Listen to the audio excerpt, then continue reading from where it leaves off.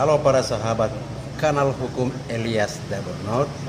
Kita kembali berbincang seputar hukum kontrak. Nah, sebelumnya kita sudah menjelaskan tentang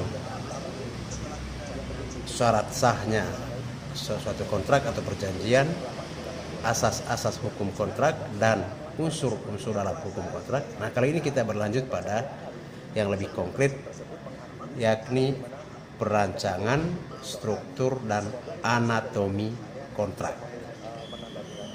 Nah, ada banyak teori ya atau pandangan terkait dengan kontrak, tapi secara umum kontrak terdiri dari satu itu bagian pendahuluan, dua bagian isi, ketiga bagian penutup, keempat lampiran ya bila ada. Nah, kira-kira anatominya seperti ini. Ada judul, lalu pembukaan, komparisi yang menerangkan para pihak yang mengadakan perjanjian atau kontrak, kemudian premis atau para sebab atau dasar, lalu kemudian syarat dan atau isi perjanjian, kemudian ada klausula pengecualian atau except clause, lalu penutup. Nah, pada bagian judul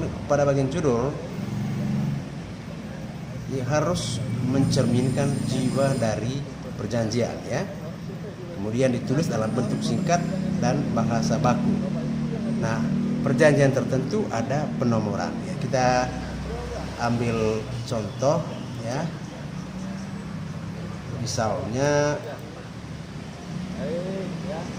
ini saya ambil dari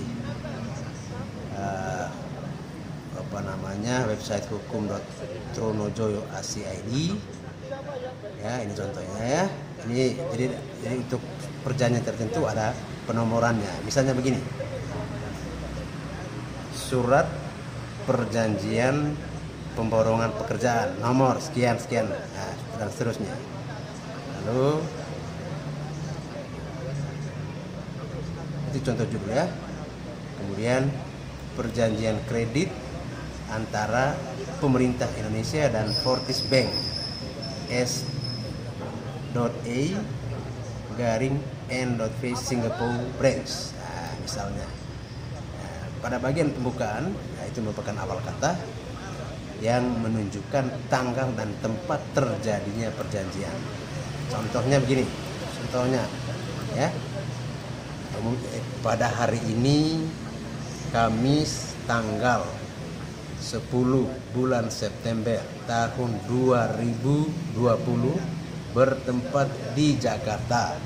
Kami yang bertanda tangan di bawah ini, nah, misalnya Algorod dan Al-Jumpor, atau rumusan lain pada hari ini Senin, pada hari ini Kamis 10 September 2020 di Jakarta oleh dan antara. Nah, ini yaitu yang tadi para pihak itu.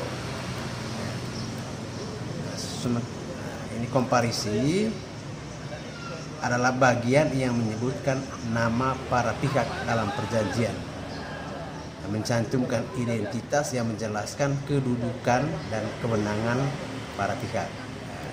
Kita lihat ini misalnya contohnya ya, contoh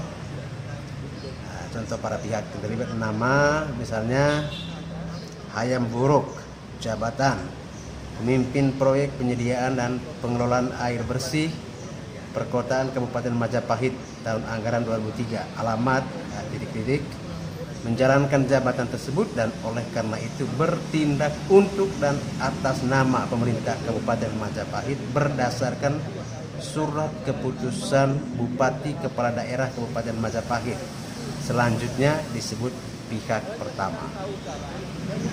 Nama Putri Roro Jonggang, jabatan Direktris CV Kebodijo, alamat Jalan Kapak nomor 21 Majapahit, menjalankan jabatan tersebut dan oleh karena itu bertindak untuk dan atas nama perusahaan tersebut berdasarkan Akte Notaris Suta Wijaya SH nomor 1 tanggal 1 Januari 1999. Selanjutnya disebut pihak kedua. Itu contoh pertama ya.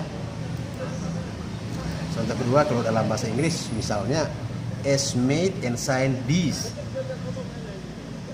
10 September 2020 hereinafter the agreement by and between, misalnya the Republic of Indonesia acting by and through its Minister of Finance represented by the Director General of Treasury hereinafter the borrower. Nah, itu contoh. Lalu pihak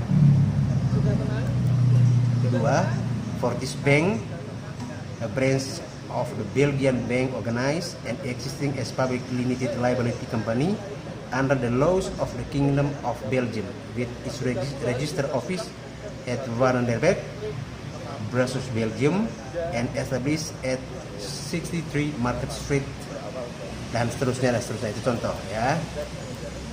Nah, yang tadi itu premis atau sebab ya, itu pengantar akta yang menjelaskan maksud dan tujuan dari para pihak.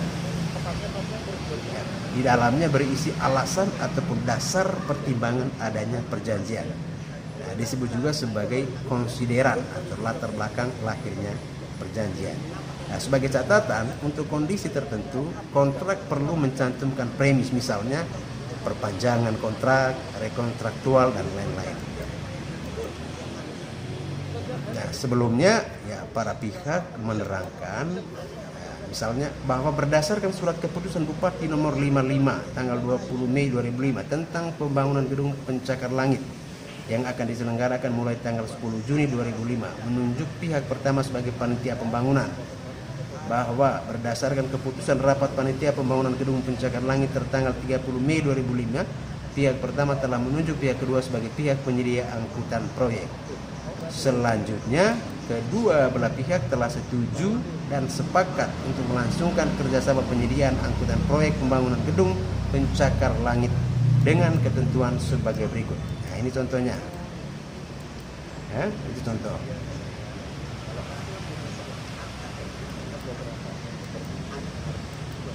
Lalu bagian yang kedua setelah tadi bagian pembukaan yang terdiri dari beberapa komponen tadi itu, sekarang bagian kedua adalah bagian isi dari suatu kontrak. Nah, isi kontrak itu dapat dibuat bebas kecuali telah diatur dalam undang-undang. Ya, mencantumkan segala hal dan pokok yang dianggap perlu. Nah, sebagai pernyataan kehendak para pihak yang tertuang dalam pernyataan tertulis.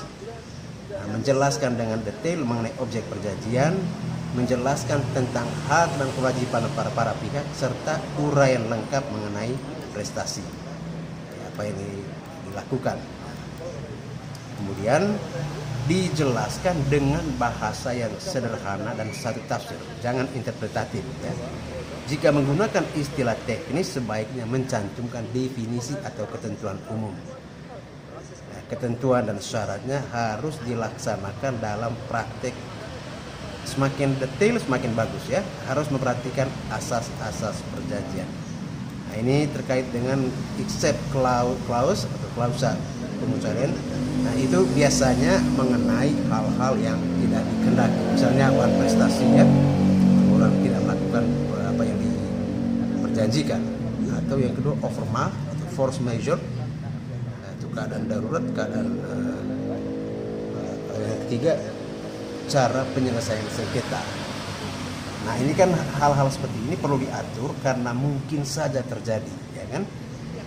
Kemudian diperlukan ketentuan yang jelas dan dapat dilaksanakan dengan mudah. Nah, sebagai tempat untuk memasukkan pasal-pasal pelengkap lainnya. Nah, wan prestasi itu maksudnya suatu keadaan di mana salah satu pihak karena kelalaian tidak memenuhi prestasi yang diperjanjikan. Macamnya misalnya tidak dipenuhi prestasi sama sekali yang itu bentuknya, atau dipenuhi hanya sebagian, atau dipenuhi tetapi terlambat dan melakukan yang dilarang dalam perjanjian. Sedangkan force majeure atau overmark atau keadaan darurat, suatu keadaan di luar kekuasaan yang menyebabkan tidak dapat dipenuhinya prestasi. Ya, itu kan kahar tadi ya, bukan darurat, kahar. Misalnya gangguan cuaca, gempa bumi, kecelakaan, huru hara, atau sekarang ini COVID-19 itu juga sudah masuk di dalam, ada yang memasukkannya dalam keadaan kahar ya, force majeure. Nah, penyelesaian sengketa biasanya itu diatur, pilihannya bisa musyawarah atau ADR, alternative dispute resolution, ya, berupa negosiasi, konsultasi, konsiliasi, mediasi, atau pilihan arbitrasi atau pengadilan. Nah, penyelesaian perselisihan itu apabila terjadi perselisihan antara kedua belah pihak sehubungan dengan kontrak ini, maka pada dasarnya akan diselesaikan dengan cara musyawarah untuk mencapai mufakat. Apabila cara musyawarah belum dapat dicapai penyelesaian, maka kedua belah pihak sepakat untuk menyelesaikan secara hukum melalui pilihan salah satu lembaga arbitrasi atau kantor pengadilan negeri. Ya. Ini contoh bunyi ketentuannya. Segala perselisihan yang terjadi dari atau terkait dengan perjanjian ini yang tidak dapat diselesaikan secara damai, diselesaikan secara final berdasarkan Rule of Arbitration of the International Chamber of Commerce Paris, Prancis, dengan 3 arbiter yang ditunjuk berdasarkan peraturan tersebut. Hukum yang berlaku adalah hukum Inggris. Prosedur arbitrasi dilakukan di Singapura dengan bahasa Inggris. Nah, ini penyelesaian pilihan hukumnya diatur dari demikian ya.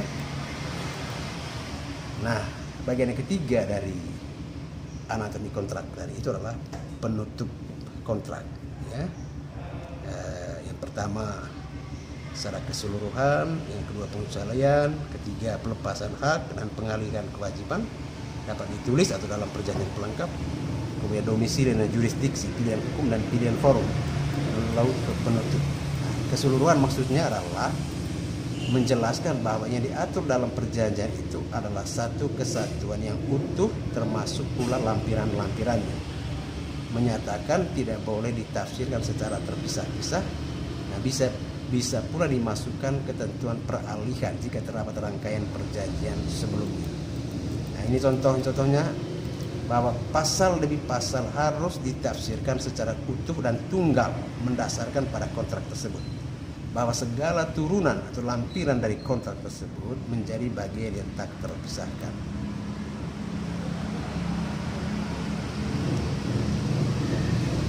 Ini ya contoh-contohnya, semua peraturan yang berlaku baik yang bersifat regional maupun nasional dan seluruh ketentuan yang tercantum dalam pasal-pasal maupun ayat-ayat kontrak beserta seluruh ketentuan di dalam dokumen-dokumen yang merupakan kesatuan serta bagian tak terpisahkan dengan kontrak ini, termasuk segala sanksinya, mempunyai kekuatan mengikat dan berlaku sebagai undang-undang bagi kedua belah pihak berdasarkan ketentuan dalam pasal 1338 ayat 1 KUHP. Syarat-syarat umum perjanjian ini berlaku untuk semua pinjaman kepada bank yang merupakan satu kesatuan yang tidak dapat dipisahkan dengan persetujuan untuk itu dalam pengakuan hutang yang telah diterima oleh bank. Pengecualian, ini contoh pengecualian, merupakan kesepakatan para pihak untuk menyimpangi sebagian atau seluruh isi perjanjian dengan persyaratan tertentu. Nah, contoh itu bunyinya bahwa segala isi dan persyaratan dalam pasal-pasal perjanjian ini menjadi tidak berlaku apabila terjadi force majeure, keadaan kahar, bahwa pemenuhan kewajiban dan hak para pihak dalam perjanjian ini akan dipenuhi dengan melakukan kesepakatan baru. Nah, ini pelepasan hak dan pengalihan kewajiban, pembebasan hutang, contoh-contohnya domisili dan jurisdiksi. Ya, ini menyangkut pilihan hukum dan pilihan forum ya. Para pihak dapat menentukan hukum mana yang akan diberlakukan antar daerah kah, antar negara. Bila antar negara, para pihak dapat menentukan hukum acara yang akan digunakan. Nah, misalnya dalam perjanjian itu, perjanjian ini diatur dan dilaksanakan berdasarkan hukum Inggris. Ini contoh saja ya. Segala perselisihan yang terjadi dari atau terkait dengan perjanjian ini yang tidak dapat diselesaikan secara damai diselesaikan secara final berdasarkan Rule of Arbitration of the International Chamber of Commerce of Paris, Prancis, dengan 3 arbiter yang ditunjuk berdasarkan peraturan tersebut. Hukum yang berlaku adalah hukum Inggris. Prosedur arbitrasi dilakukan di Singapura dengan bahasa Inggris. Pada bagian penutup, kata atau kalimat yang menyatakan bahwa perjanjian ini dibuat dalam rangkap dan bermaterai yang cukup. Apabila di pembukaan belum dicantumkan waktu dan tempat, maka bisa ditulis di bagian penutup. Nah, alangkah baiknya menyebutkan jumlah saksi. Kan ini contoh ya, contoh kalau dalam kalimat dalam perjanjian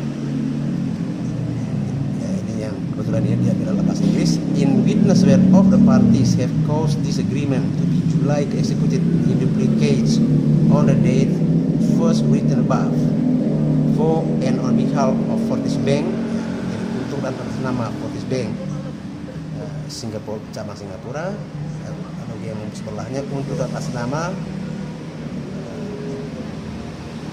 Menteri Keuangan Republik Indonesia. Penutup bunyinya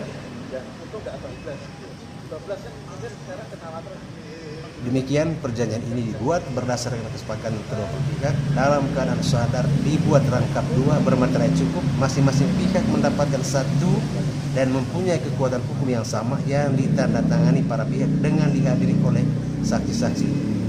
Misalnya Jakarta 10 September 2020 para pihak pertama, pihak kedua, saksi-saksi ya, saksi pertama, saksi kedua. Nah, ini yang tadi saya bilang, atau kalau diringkas mana yang lebih terang ya, ada yang kayaknya lebih terang ada di sini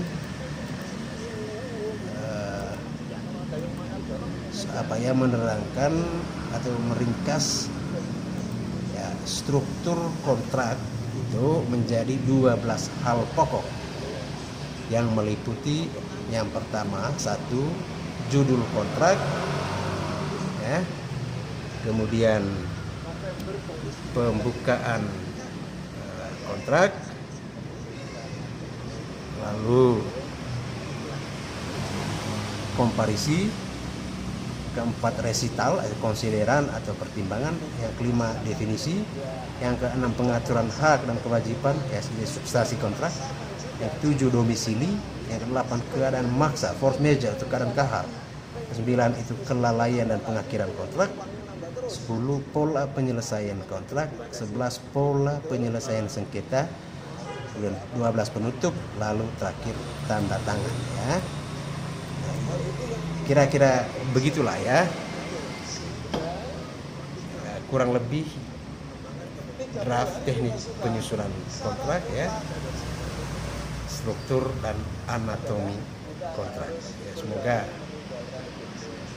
penjelasan singkat ini dan mungkin kurang terang bermanfaat untuk teman-teman dalam melakukan penyusunan atau mereview suatu perjanjian dan atau kontrak. Terima kasih. Selamat sore. Elias Dabur 0.